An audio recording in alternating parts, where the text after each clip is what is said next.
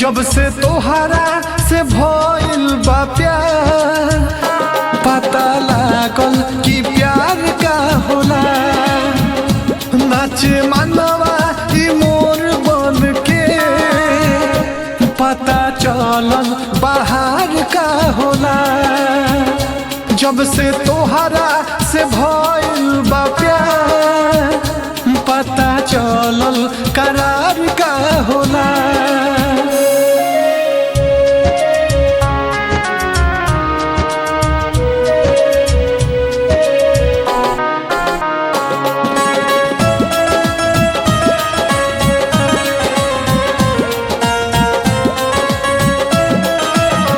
तोहरा बिना देहिया पहिले रहत रहे बेजान हो।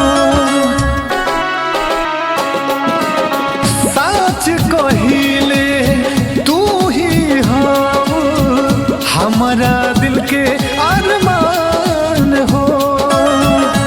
ऐसन लागल बा तोह से लगा, ऐसन लागल बा तोह से लगा। पता लागल कि प्यार का होला।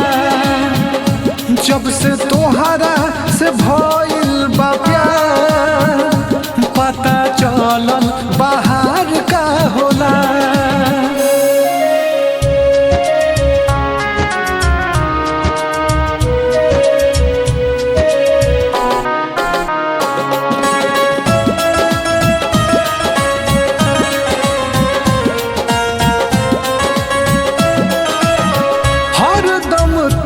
के सपना में देखी करत रहेलू प्यार हो।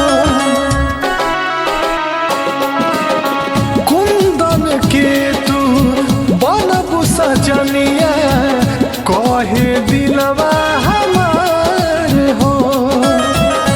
करी केतना बड़ाई सनो, करी केतना बड़ाई सनो। पता लागल कि प्यार का होला। जब से तोहरा से भइल बा प्यार, पता चलल बाहर का होला।